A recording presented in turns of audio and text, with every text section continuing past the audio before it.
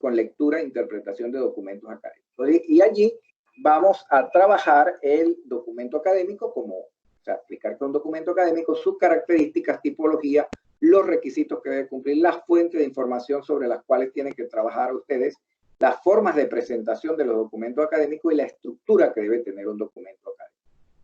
Entonces, esos son los puntos que vamos a ir tratando hoy. Vamos a comenzar con lo que es un documento académico. Un documento académico se entiende por un escrito que expresa un conocimiento concreto de una disciplina específica y en el cual el investigador expone, explica y establece hechos o temas relevantes y trascendentes. Eso es un documento académico. Es decir, no es cualquier documento, no es una opinión, no es un escrito para un blog, no es un chat, no es un libro de texto para primaria, secundaria o no, nada de eso. Es un documento que tiene unas características muy particulares y es lo que tenemos que aprender acá. Específicamente, iremos viendo cada una de las características para que ustedes cuando les toque hacerlo, pues lo puedan hacer. Bien, las características básicas de un documento académico son la legibilidad, el estilo de redacción y la claridad, concisión y precisión. Más adelante voy a ir explicando cada una de esas porque es importante que ustedes al momento de escribir el suyo tengan esas características. ¿Okay? Yo las voy a explicar con detalle. ¿Qué tipo de documentos académicos existen? Bueno, existen las tesis, las tesinas, los artículos, los proyectos de investigación, los pósters, los resúmenes. Todos esos se consideran documentos académicos. Caen dentro de la misma categoría. Entre la tesis y la tesina, que a veces hay discusión, bueno, que si voy a hacer una tesis, que si me toca hacer una tesina y tal. Bueno, la tesis es un documento académico donde el investigador, sea estudiante o un investigador profesional, establece todo el orden en el cual él hizo un desarrollo de investigación que incluya levantamiento de datos y que incluya análisis de datos y los resultados que saldrán de ese análisis de datos. Es decir, la tesis incluye un trabajo de campo. Necesita levantar datos, necesita obtener datos de alguna fuente, ya sean encuestas, sean mediciones con instrumentos, sea lo que sea, pero necesita manejar datos y presentar esos datos en forma estadística, con su respectivo análisis estadístico. La tesina es más bien un documento al estilo de las monografías, pero un poco más profundo. Es decir, la tesina no necesita levantar datos, no necesita hacer un análisis estadístico, sino que la tesina es más bien un trabajo de documentación. Es decir, es un tipo de documento donde el autor lo que pone en evidencia es que domina el tema, que lo domina, no que va a levantar datos y a procesarlos, a analizarlos, no. Solamente que domina el tema. O sea, ahí lo importante es entonces el análisis documental que hace el autor. Las fuentes que utiliza, que sean fuentes, ya vamos a ver que las fuentes tienen una clasificación. Entonces, la tesina no conlleva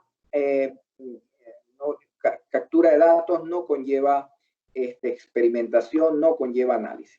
Es básicamente un trabajo de análisis documental. El artículo es un documento que sí muestra, es decir, el artículo muestra parte de la investigación.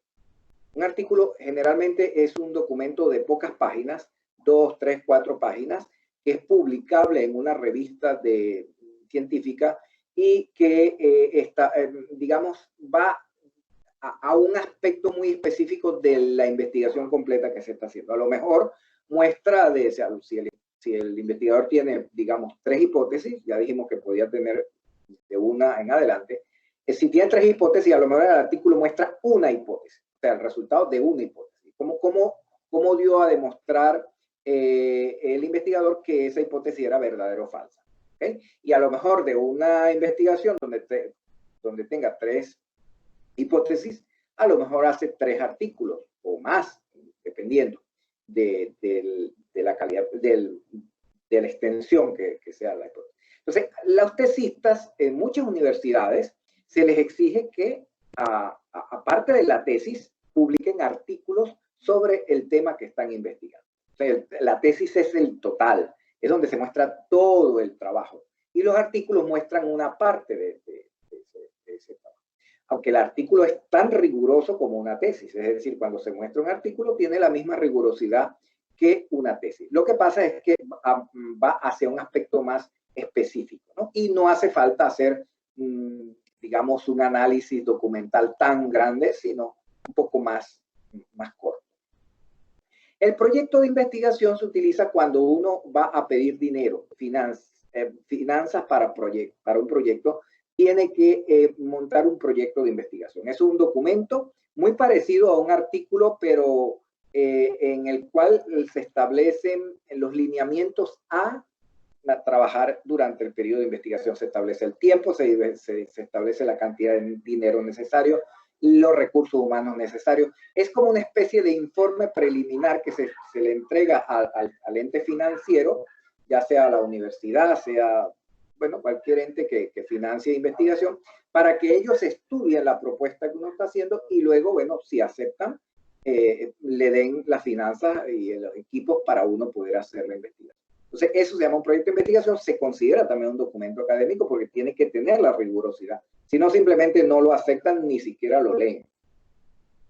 El póster es una especie el póster es un resumen gráfico de un artículo. Eso podríamos decir que es un póster, un resumen gráfico de un artículo. Entonces, se monta en una especie de hoja grande de aproximadamente 1 metro de largo por 80 centímetros de ancho y se lleva a eventos científicos como por ejemplo los congresos. Y el investigador o investigadores muestran allí su trabajo. Ese se usa, los estudiantes lo utilizan mucho porque es sencillo de hacer, es bastante gráfico. Ahora en la siguiente lámina le voy a mostrar un ejemplo. Y allí pues se resume todo el artículo. Eso no significa que el artículo quede desechado, no, al contrario. El póster y el artículo van juntos, es decir, el artículo es un documento que va en una revista y el póster es algo que se cuelga en un, digamos, se pone colgado en una pared o en un atril o en alguna parte para que las demás personas lo vean, los colegas lo vean o los visitantes lo vean y uno poder explicar en vivo lo que uno hizo. El resumen, que es el último tipo, es un documento mucho más resumido, como dice su nombre. El resumen es un resumen del artículo y no puede tener más de 200 palabras. Normalmente se limita a 200 palabras. Entonces, en 200 palabras, el investigador tiene que meter todos los aspectos importantes de un artículo de 6 páginas. Así que hay que hacer un trabajo muy minucioso de ir tomando partes y resumirlas en 200 palabras. Hoy en día eso no es tampoco nada, digamos, fuera de lo común, porque cuando uno escribe por chat, muchas veces tiene que reducir muchísimo lo que uno quiere decir para escribir en corto, ¿no? Así que más o menos, pues la idea es meter en corto toda una temática de un artículo. Eso lo vamos a aprender a hacer. El resumen lo vamos a aprender a hacer y vamos a aprender a hacer artículos. Y de las tesis vamos a aprender a hacer algunas secciones, no todas. Vamos a aprender por lo menos el planteamiento del problema, que es el primero que van a escribir, ya a partir de la próxima clase. Ese es parte de cualquier tesis. ¿Okay? Y también podría ser parte del artículo, aunque veremos que un artículo, el planteamiento del problema, se convierte en una sección que se llama introducción. Pero bueno, esos son temas que trataremos después con más cuidado y con más especificación, ¿no? Bien, esos son los documentos académicos que nosotros vamos a considerar en este curso. Hay otros autores que consideran otros allí, como la del ensayo y otros, pero eso no nos van a interesarnos a nosotros. Por el momento vamos a quedarnos con eso. Ahora, los documentos académicos tienen que tener unos requisitos que no pueden evadirse. El primero es la calidad. Eso depende de la fuente utilizada y del cumplimiento de las características. ¿Okay? Tengan pendientes estas cosas porque son las cosas que se evalúan cuando ustedes entreguen los trabajos. Se va a evaluar calidad, se va a evaluar las características de legibilidad, estilo de redacción, claridad, concisión y precisión. ¿Okay? Lo otro que se evalúa es la originalidad. Originalidad. Cero plagio. ¿Okay? Si un documento académico tiene plagio, es decir, si tomó fuentes de terceros y no las referenció, se descarta. Y para efectos de evaluación en este curso también se descarta. O sea, no lo considero. ¿Okay? Entonces, ¿cómo sabe uno si hubo plagio o no? Pues bien, hay software que detecta plagio y ahí tienen uno. Ese que les coloqué allí es un software que detecta plagio. Entonces, pues simple, uno pasa el documento por el software y el software le dice qué tanto por ciento de plagio tuvo y ya. Si uno nota que el plagio es algo irrelevante, un valor muy bajo, pues está bien, porque puede ser que haya frases que bueno, coinciden, ¿no? Muchos escritores coinciden en algunas frases, formas de escritura, eso es aceptable, pero si ya tiene un margen de plagio de 20, 30, 40% y en adelante, pues nada, eso ya queda descartado. O sea, hasta un 5% es aceptable. 5 hasta 10 en algunos casos, ¿no? Yo en el caso de ustedes voy a permitir hasta un 8%, que el software dé hasta un 8% en los informes de plagio. Más de allí ya no. ¿Okay? Más de allí ya no.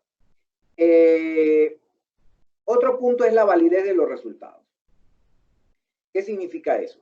Que todas las pruebas que se hagan, experimentación, levantamiento de datos y tal, tienen que ser concebidas, elaboradas y aplicadas de tal forma que mida lo que propone medir. Es decir, si yo hago una prueba, monto un experimento o hago una encuesta, y la encuesta que yo hago, ¿verdad? Yo quiero, por ejemplo, detectar, personas que están cumpliendo, por ejemplo, con las normas del MINSA. Supongamos que esa es una variable. Yo la quiero medir con una encuesta. Y yo entonces hago la encuesta y pregunto,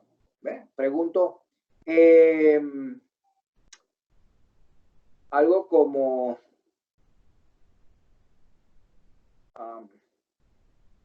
¿colabora usted, por ejemplo, colabora usted con la disminución del porcentaje de personas contagiadas de COVID? Fíjense que la pregunta que estoy diciendo, ¿colabora usted con la disminución del porcentaje de personas contagiadas de COVID? Esa pregunta, a lo mejor a mí me parece que mide lo que yo quiero medir, que es cuántas personas están cumpliendo las normas del MINSA, pero no lo mide. O sea, ahí la validez de los resultados está en juego, está mal, porque esa pregunta da lugar a que la gente me conteste lo que quiera, es decir, ¿colabora usted con la...? Sí, me dice todo el mundo, me dice que sí. O sea, no estoy midiendo lo que yo quiero medir. Yo tengo que preguntar más preciso.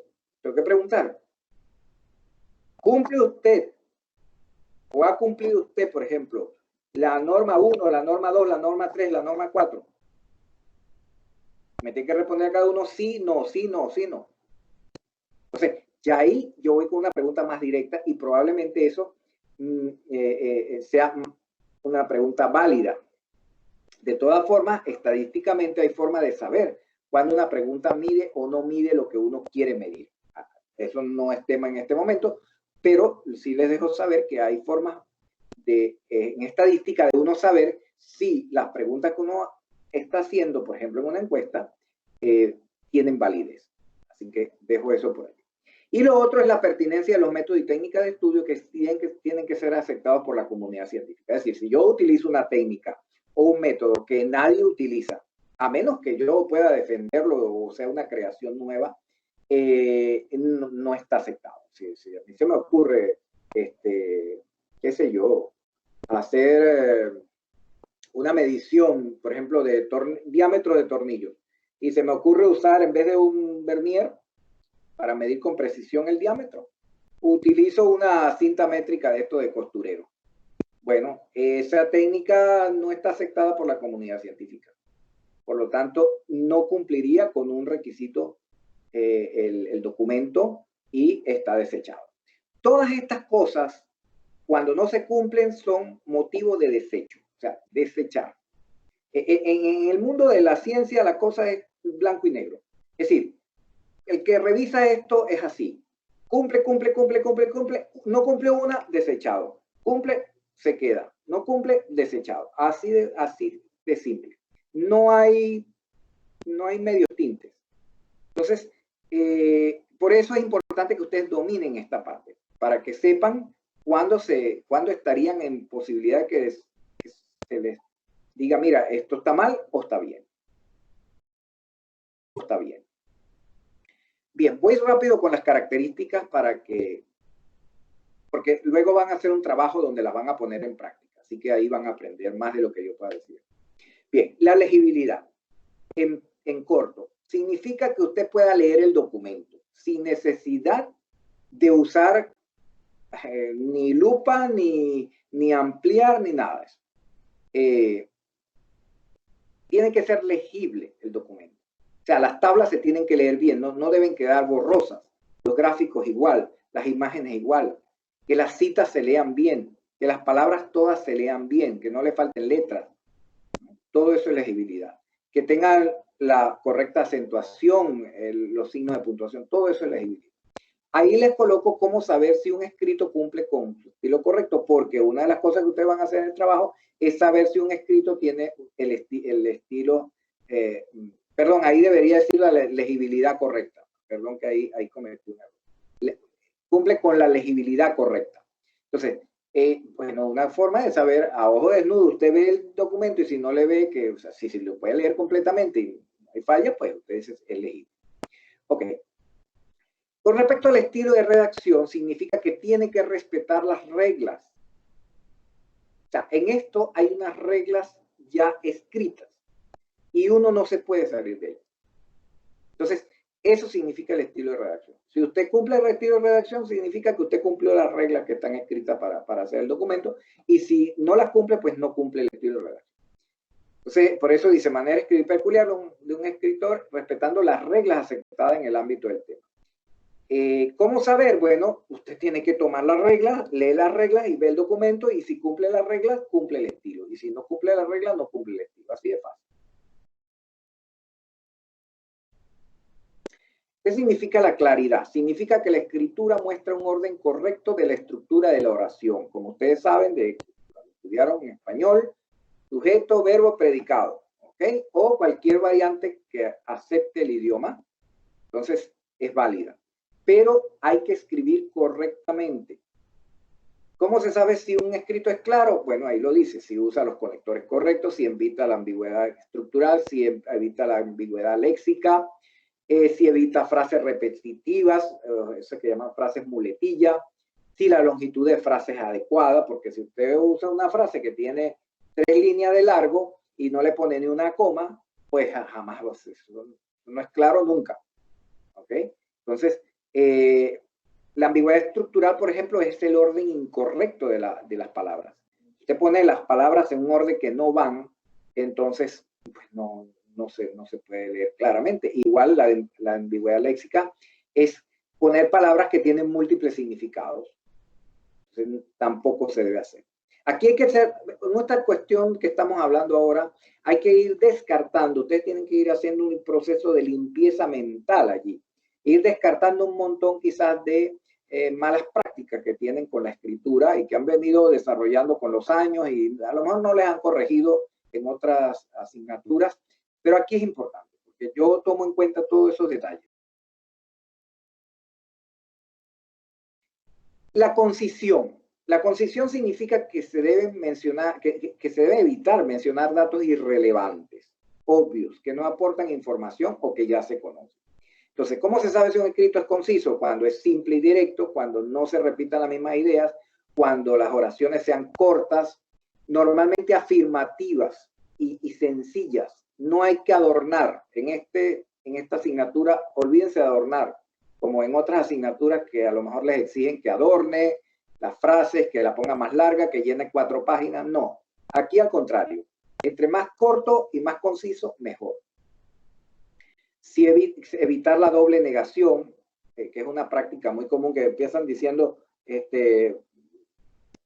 o sea, empiezan negando el verbo y luego vuelven a negar más adelante. Entonces, se vuelve difícil de entender.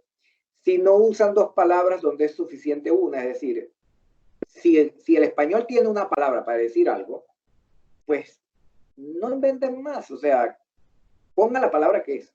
Y si no saben cuál es, pues pregunten o busquen en el diccionario, pero hay que tratar de evitar uso de palabras redundantes. Párrafos cortos, estructurados y con la información necesaria y relacionada. Más adelante vamos a aprender a redactar un párrafo, ya a partir de la próxima clase.